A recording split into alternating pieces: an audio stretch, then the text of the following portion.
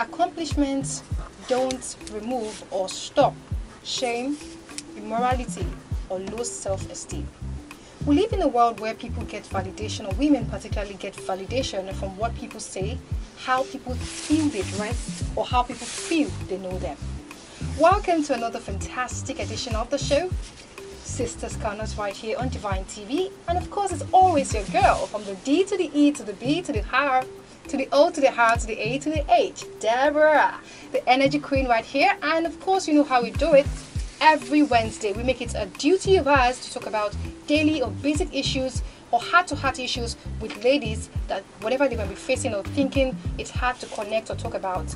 And on today's episode, it's such a fantastic topic, and we all can relate to this. It's something that a lot of people don't know how to discuss it, and I made it easy for you. We're going to talk about it on the show, and I have an amazing guest on the show. I have Skip, my girl. How are you doing? I'm fine. How are you? I'm good. So introduce yourself. I know you're ready, I understand. But we want you to introduce yourself. Okay, so hello everyone. I am Lou. Lou. So a lot of people are like, is it Lou from Big Brother Nigeria or? Yes. Lou as in Oluchi. Oluchi. Yeah. So if you don't know, Oluchi is a podcaster and an entrepreneur, like business full of that she did.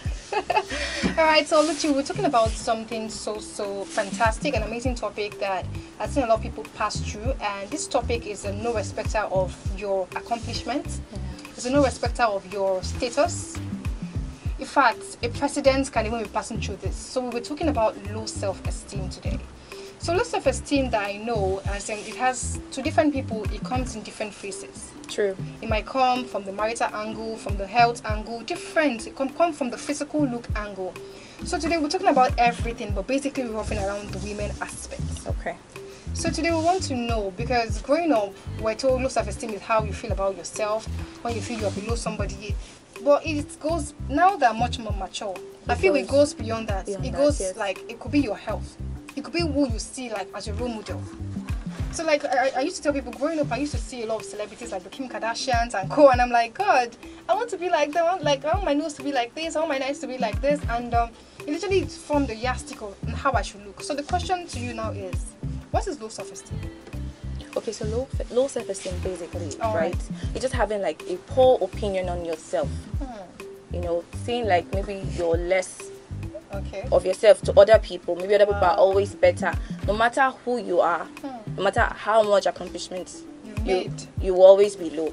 You always feel like your self-esteem is just, doesn't match up to other people. So it's like there's even like some other people you're trying to please. Yes. So I asked myself, where is this other people coming from? Like, I don't know, it's a mindset thing. It's something you think. I wonder how people generate this stuff of somebody, like other people, like I'm trying to fit in or trying to satisfy some other people. Like, how did they start? That is the whole point of low self-esteem. Because when you have low self-esteem, you always want to be, you're basically a people pleaser. You know, you always want to please people because you always want people to have good opinion of you. Yes.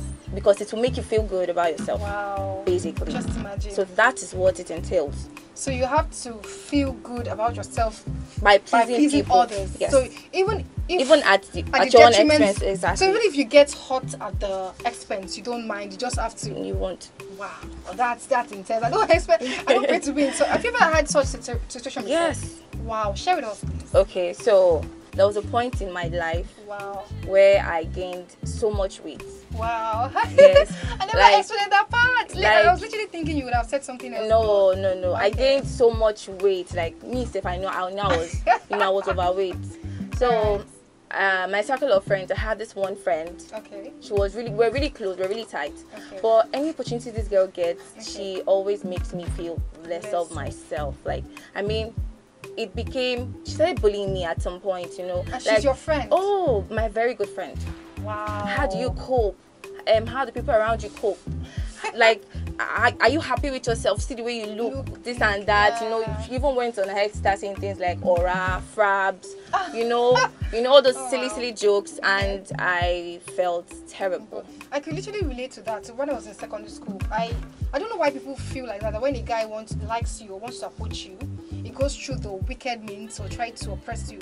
So when I was in secondary school, I had a guy that is rich and financially buoyant, and he likes me. I don't know he likes me, but people say claims he likes me. Okay. So whenever it's coming to me, it's like pushing me, harassing me, beating me, and I'm like, yeah, I don't understand. So the way he does to me like made people see me in that light, and I began to lose myself at one point. So I can literally relate to mine. Was not like body wave, I was like the way the guy treats me, talks to me around people. When I pass, like pushes me, like you understand that kind of energy just to get attention. So like that was how my low self-esteem journey to started. So I could literally relate with what you said. But now we're talking about it basically with the feminine gender, because honestly, I think the code for this program is respect the sisters code. So when it comes to the ladies thing, we don't get our back at all. Let's scatter table in this program. Let's be factual here. When it comes to ladies, we don't get our back, particularly the fact that a lady will be going out with her boyfriend, and she sees another lady that is more pretty than she is, and she's like, baby, let's pass the other side. And baby, I don't know if you've experienced it before. Yes, I understand what you're saying. And I'm like, why do we ladies experience this low self-esteem more? Because guys, I won't say they don't care, but it's at a minimum. Guys don't really care about how they look much. They just wear whatever they wear. They don't even do makeup. Some don't even rarely put perfume. So we are the one that has the heat the more on how we look, on how people perceive the way we look. So why do we really have this low self-esteem issue? Because let me go to the science part now. Okay, so it has been proven that the woman's brain, like there's a little difference between like the man's brain and the woman's brain, but it's very little, but it's also significant. So it affects the way women perceive things, the way they see things, the way they behave, just because of that little difference. So we're going to speak now. So it affects us because we always want to look good.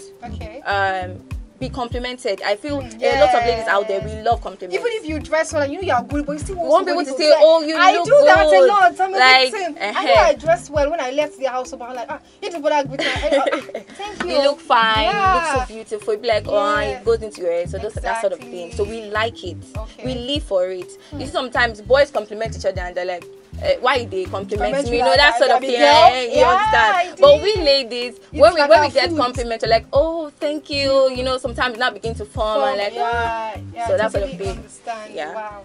So I'm still going back to that. Why do we ladies like to make ourselves feel this low self-esteem? Like among ourselves, you see, like you're in the gathering of 5-6 girls, and like there's one that is the least among them. There's one that feels inferior. There's one that you feel like, even in the American movie, you always see those sidelined. I don't know. I watch movies a lot though. So like when you watch all those high school American movie, there's always this one that is sidelined, that sits alone, and why the other girls are throwing shades at her. So why do we live in a world where I feel like women should get our back? We shout feminism in quotes, but why don't we still support ourselves? Why do we bring ourselves down? Why do the first question is, why do ladies suffer from low self-esteem, particularly among themselves? And why don't we always cheer ourselves up? Okay, so why do we suffer low self-esteem? Yes. We suffer low self-esteem because of, let me put it this way now. One, our circle. Wow. Our circle of friends matters. Because sometimes I feel like there's this one girl in the group that might be more beautiful than the others, more richer, but maybe she's the kind of person that sometimes no matter what you have, you will not still feel good about yourself.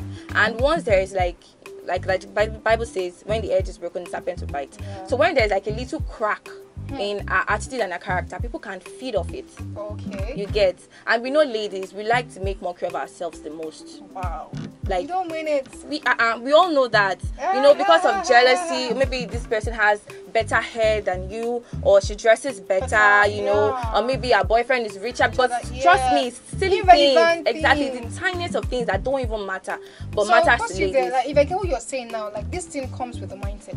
It's not necessarily like they really exist. They don't really exist.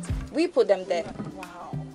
Because when my friend was insulting me and calling me names, I could have, choose to just ignore. But it got to me. Wow. So you began to build on it.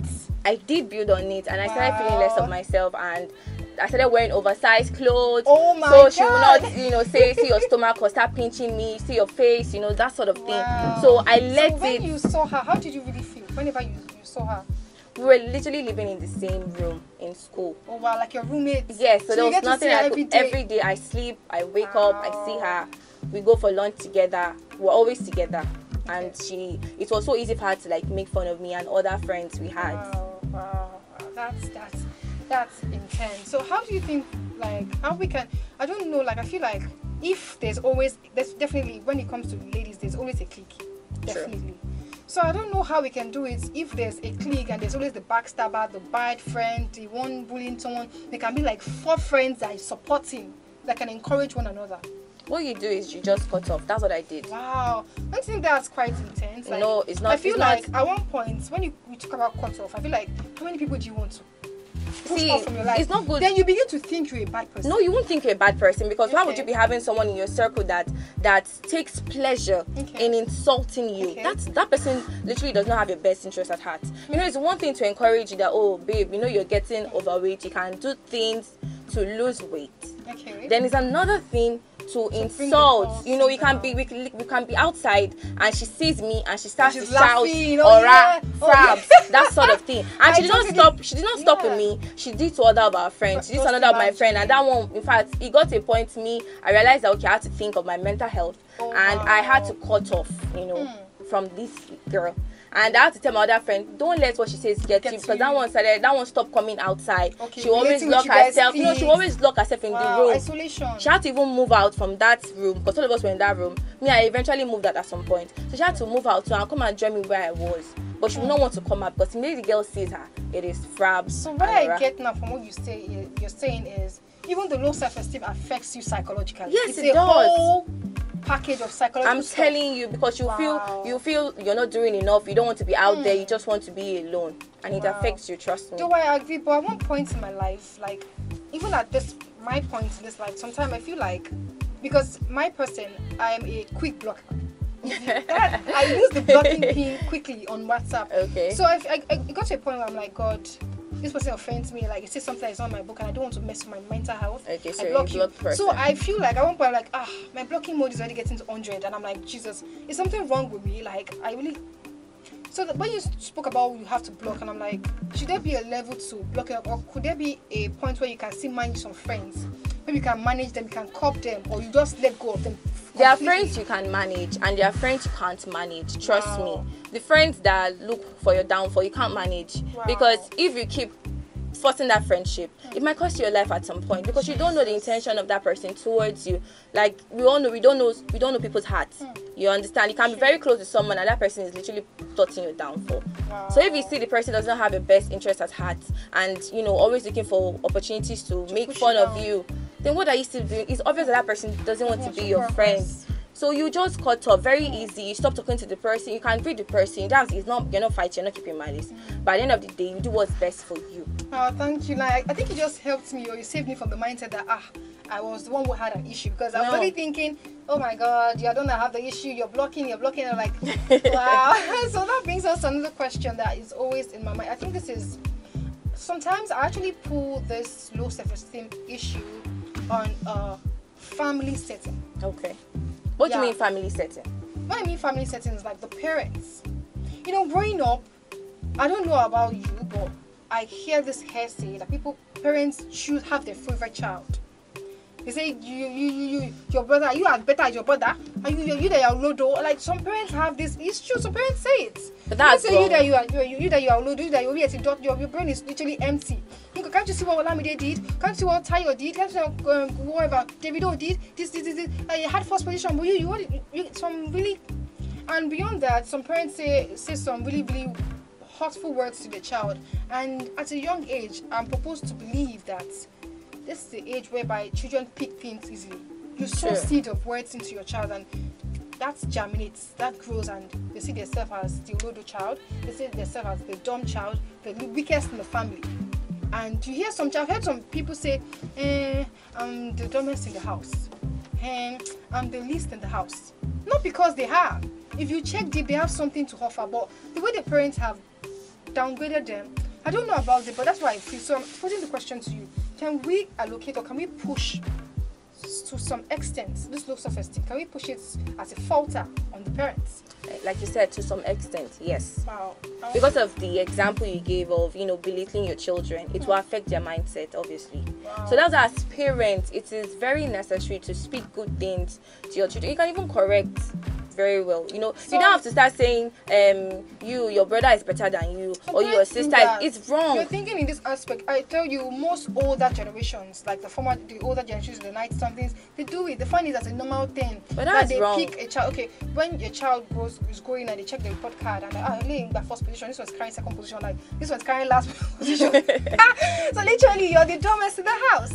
The truth is that there will always be like a dumbest or a dumb child in that. When I mean dumb, I don't mean you have to be I don't use the word dumb. Okay, the least capacity. Like in my house now, my own family. Let me use my family for an example. Okay. My parents, my sisters, or my sister and my brother. I have two siblings, a boy and a brother and a sister. Okay. Right. So now my brother is a genius. Okay. My sister is literally what a genius. made you feel? Because no, it's not what made me feel, because we are like, okay, now when my brother did his common entrance, he had the highest score in my house. My sister, calm now. My sister did hers, then she was the second. I did mine and I was the third. And I mean, I know they are more intelligent. See, it doesn't mean I'm not intelligent, because when I did my own common entrance in my school, I was the highest student in the whole of my school. But I didn't even meet up to what my brother had. So just imagine, exactly, you get my point. But my parents are not the kind of parents to make you feel less of yourself or anything. And my mom hates the word favorite child, because growing up she was her own father's favorite child, and it's caused her a whole lot of fighting amongst her siblings. So she already told herself she was not going to have a favorite child. Even my father too, same thing. So there's no favorite child. Today they will say you are my favorite child. Tomorrow it will be another child. They're just saying it, they're just saying it so it will make you want to do better. Whereas they don't know it's causing harm than good. But it made everyone in my house want to do better. So my parents to compliment you, and if you do well, they give you gifts. So like there was literally no fight. Everybody was just struggling to do better and make our parents happy and make ourselves happy with the gift we get. But there was nothing like you're my favorite child, like the stamp, There was nothing like that. Now, what you're saying now is giving me another different perspective, another different direction. When you growing up, we see some parents that when the father do everybody will run, everybody out of the parlor, and I'm like, did you have that? I experienced that. I will be honest with you. I experienced that, like whenever you run. So that means you're scared of your father. At one point in my life, I was scared of my dad because of his profession. He's actually a police officer. So those police have this energy when you come to the house, like that kind of vibe. So at one point, most parents put that fear. Some parents feel like the fear is respect. But that's not true. How true is that? That's not true, because I respect my parents, and in fact, let me use the word Gen Z. That's what my parents were, even though they are like the older generations. Okay. We have conversations, like one-on-one conversations. They stopped beating us when we were like 10. Are you serious? So what they do is punishment. I was collecting claims in 20. No, my goodness. It was crazy. When I was 10, if you clock 10 like this, your first stage of beating, you will talk. They will punish you. Period. In Yoruba land, I don't understand. I don't know the policy for the Igbo, but in the Yoruba land, parents always feel like no matter the age, you are still beatable. I don't understand. Like even if you are 30, you are beatable. I disagree with you, because I've seen other Yoruba families. In fact, I mingle with a lot of Yoruba people, and I see the way their parents too are like Gen Zs with them, and the way they behave, they talk, they relate to their children. You even think, if you hear me talking to my mom right now, you think she's my sister, because I'm like, baby, I do that too, what's up? How are you? How you day? That sort of stuff. And it did not just start once. That's the way we did relate growing up. Even my dad is literally my G. In fact, growing up, I preferred my dad than my mom. So did that affect your self-esteem? It made me feel confident of myself before I had the issue I had in the university. In fact, I used to be very, very, let me use the word prideful, because my mom would say, oh, literally, you can talk to anybody. Growing up, I had this self-esteem, sharp mouth. Not the children that they do. So I had sharp mouth. I was so confident with myself, and with the way my parents put me up there, that you can talk, you're so bold, you're so this. So it made me feel very good of myself. So there was nothing like even low self-esteem or anything like that till when I got to the university, when my friends face. Exactly. Wow. Oh, that's fantastic. I've been enjoying every conversation, particularly the fact that you said the way your parents related with you actually contributed one way or the other to your self-esteem. Yes, it did. Because that was like the first kind of relationship you had before you had it to the external world. And yes, they boosted your self-esteem. So another thing I want to ask, what are the things to look out for in a low self-esteem person? Because some people, when I don't know, I've met with people that I tell them, babe, I can see some evidence of low self-esteem. You have to work on it. You're like, I don't have low self-esteem. That's the problem. Denial. Most time, they are always the sharp-mouthed people. People that I'm serious, I'm being frank. The people that feel like they can talk, they can do it. And I've noticed over time that people that are more of the talky type or the bringing down people type, they do that to validate themselves. Obviously. And deep down, they have low self-esteem. That's just the truth. Wow. So they feed off of other people to make themselves feel better. How do that make them feel better? Because I don't understand. Because that little, even if it's just a minute, that's putting down someone to put yourself here. Okay. Makes them feel good about themselves. Can you imagine? So they will keep doing it, feeding off that person's low self-esteem to make themselves feel better. Basically. So they literally survive on making people feel miserable too. Exactly, to make themselves feel better. Whereas they do have low self-esteem. So now the question is, what are those signs, what are those symptoms of a person that carries this low self-esteem? Like, most of them will say, I don't have. But when you state it down, even you, the viewers listening to us, you might have it. Yes, you might. It's not a bad thing, honestly. It's something correctable. It's something you can build on, work on, and be better, and have your confidence intact. So we want to know, what are those qualities of a person that has low self-esteem? Like the first one I said, being a people pleaser. That is like the most important one, Hi. Always wanting to please people, always wanting people to say good things about you, to just make you feel okay, I'm not all that bad, So that is the first and the most important one. Well, at one point, is that bad actually? Not like saying people pleaser, but no, being a people pleaser is bad. It's not just complete, just getting the compliment, Okay. Sometimes you put yourself down to make other people feel better. You always want everybody around you to be happy, even at the detriment of your own happiness. So that's bad, trust me. You understand? You always want, sometimes it might even come at the cost of so many other things. Like maybe your finances, maybe they'll say, okay, you are this, maybe they'll hail you. They know you don't have. They will hail you just so that your head will swell for a bit. Yeah. Then you use your last card. You will now use your money to fund other people, and you will not have the part of sacrifice. The Lord says you should sacrifice when you know you don't have. When you know you don't have, so they'll make you feel less of yourself, or they will praise you just for a bit. Because they know that you're a people pleaser. They know that, okay, if you tell this person to do something, this person will definitely do it. So they will hype you a little. I think in this scenario, I think more of the celebrities are more on that scale, because most times they want to please their fans, they want to do this or that. People that I feel majority people that are at the high places. So beyond being a people pleaser, what else are the things that you have to do? You'll be feeling unworthy of yourself. No matter what you do, no matter how you dress, no matter how beautiful you are, you just feel like you're never enough. Like I have this friend, like she's so beautiful. This girl is literally a princess. When you say a black beauty, she's tall, nice shape, but she has low self-esteem. Just imagine, like babe, why you tell her like what are you even looking for? You have it all. You're beautiful, you're tall. So you can even be fine, you may even have the money in the world. You can even be the Elon Musk of the world. You will not feel good about yourself. You just feel like maybe you're unworthy of people's friendship or of relating with this person, because maybe you and the person are not in the same level. Whereas you might even be above that person. The person just get fine, or like that kind of energy. So literally, what I get from what you just said now, and I want listeners to understand that you might have millions, trillions, you might be as rich as Dangote.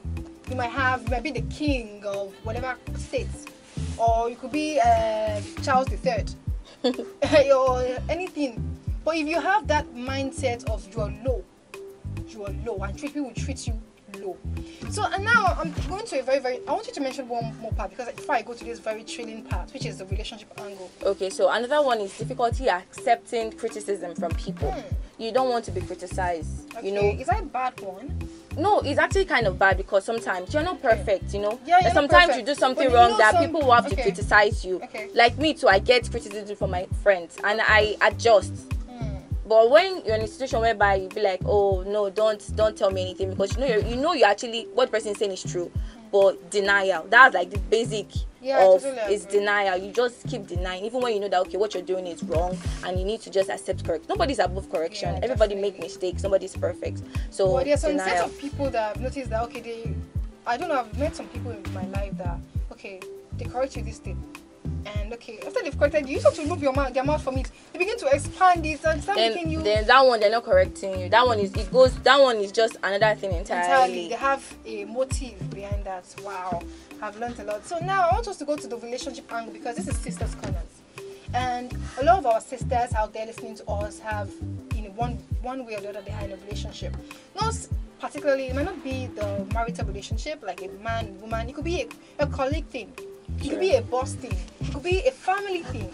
So I want us to, but now it's actually the Sisters Corners. I actually wanted to limit it to the relationship angle. Okay. So now the question is, how important is it for a lady to have self-esteem when it comes to dealing with a partner? When it comes to dealing with a man? Because I noticed over time that men are chasers and they go with the flow. Whatever you cut to them, they flow with that. So how important is it for women to understand how to like hold the esteem or carry themselves well when it comes to the relationship with their partner? Okay, it is very important to know how to, hold your relationship, because if you don't have self-esteem, what are you doing in the relationship? Let's start with that one, because you know that your partner will take advantage. It's normal that when someone sees this person is not doing, basically in the human world now, if I say that this person is, the person not just, I won't take advantage of that person. Normal. So now bring it to the relationship world. If I say that, okay, this one should just be doing anyhow, okay, I can be the boss of the relationship. I can tell her sit down, she sits down. I can tell her stand up, she stands up. I can tell her get out, she goes. Because she can't hold her own. She can't hold her ground. She doesn't have a mind of her own. So she's easy. You can easily control and just be the boss over everything. That's the way the word works, and it applies to relationship and every other thing. That's the way I see it, though. Wow. So how do you see it? Well, I literally succumb to what you literally said. Like, men, as I said, are chasers and they go with the rules. When you just start a relationship, like beginning a relationship, and you're like, okay, this is how it is. This is how it is. Don't talk to me like this. You don't talk to me out publicly like this. You're setting the rules. You're setting the boundaries. I think that kind of cuts up how the relationship will end, and you're defining how you should be respected, and it's like telling on your confidence and your comfortability in the relationship. So now it's been nice having you on the show. So I want you to quickly give us an advice to women expressing low self-esteem and they don't know who to talk to, because the last time I checked, some ladies tell another lady and they get trashed, they get worse, they leave there broken and worse than how they left, how they came actually. So what is your advice as a practitioner in this area, or someone that is more experienced and have gotten out of this situation? Okay, so my advice to ladies out there is find someone that can be your confidant. Maybe your mom, maybe your elder. No, it's easy. See, if you have a good relationship with your mom, okay, you can be able to share so many things with her. Okay, what if you don't have a relationship with your mom? So you can go to your pastor's wife. There's so many people you can go to. No, I don't mean all these elderly people. We have younger pastors' wife. Okay. Exactly. Okay. You can go to some of them, or even look around your circle. Okay. Someone that that will always have your back every time. Like your partner in crime, your G for life, that sort of thing. Someone to talk to, because if you keep keeping it inside, it will affect you even more. So it's best to talk to someone about how you feel. And the person will be the best person, because when you talk, sometimes you ease your body. It's been fantastic. And of course, this is Sisters Corners, and it's your girl, your energy queen, Deborah. Until next week for another fantastic edition of this and conversational guests like this. Ciao, ciao, good night.